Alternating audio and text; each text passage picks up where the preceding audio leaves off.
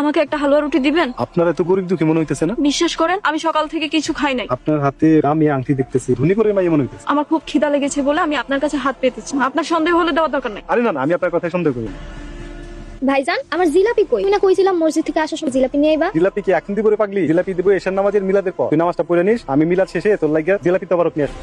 কে কে এখানে? আমি আয়েশা। আজকে সন্ধ্যাকালে যে রুটি আর হালুয়া নিলেন, আপনি সেই মেয়ে না? জি। এত রাতে আপনি এখানে কি করেন? কোথায় যাব আমি? বাসায় যাবে, আপনার বাবা মা ভাই এখানে থাকে, সেখানে যাবে। আমার বাসা তো অনেক দূর, আমি তো একা একা যেতে পারবো না। তাহলে আপনি সারা রাত কই থাকবেন? জানি না। আচ্ছা ঠিক আছে, এখন আপনি আমার সাথে চলেন। আজকে রাতটা আপনি আমার বাড়িতে থাকবেন। না, আমি তো আপনাকে চিনি না। কোনো সমস্যা নেই, আমার বাড়িতে আমার মা আর বোন থাকে।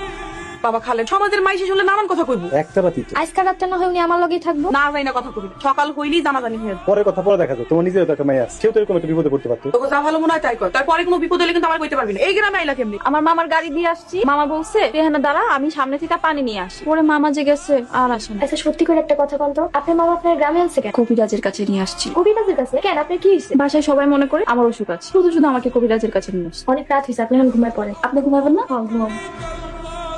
সুন্দর কাজ। আজকে তো সব করা, রোজা রাখবেন না? আমি রোজা রাখবো না, মাইমনও রাখবে। কি বলেন, এমন একটা রাতে আপনি রোজা রাখবেন না? হাত মুখ ধুয়ে আসে, সারাদিন রোজা রেখেছে, এখন ভাত খাবেন চলো। মা খাইছে? হ্যাঁ আন্টি ভাত খেয়ে ওষুধ খেয়ে ঘুমিয়ে পড়েছে। ছেলে আপনি খাবার দাবার রেডি করেন, আপনি দুই তারপর আইতেছে। আপনি একটু মনে করে দেখেন তো, আপনি কেমনি হারাইলেন? মামা আমাকে গাড়ি থেকে নামিয়ে দিয়ে বললো তুই এখানে দাঁড়া, আমি সামনে থেকে পানি নিয়ে আসি। এরপর যে মামা গেল আর আসলো না। জানেন আমি সারাদিন ওই জায়গায় দাঁড়িয়েছিলাম, কিন্তু মামা আর আসেনি, মামা হারিয়ে গেছে। আপনার মা আবার আপনার ইচ্ছে করে ফেলা জানি তো? না এসব আপনি কি বল, আমাদের বাসায় সবাই আমাকে একদম বাচ্চার মতো আদর, কেউ আমাকে চোখের আড়াল হতেই দেয় না। চলে বাড়িতে চলো। চলো মার কাছে যাই। মা আমার কেন জানি মনে হইতেছে এই মায়েরটা হারায় না, ওর পরিবার ইচ্ছা করে ওরা ফালায় চলে গেছে। কি সব উল্টাপাল্টা কথা কইতেছিস? তোর মুসল্লি গেলে আমার রান্না করে খাওয়াবো কে? আমি তো মাকে ছেড়ে কোথাও যাবো না। আমাকে বাড়িতে থাকতে তোমার ভালো লাগে? অনেক। তুই এইখানে? আমি তোর সারা গ্রাম চিমা।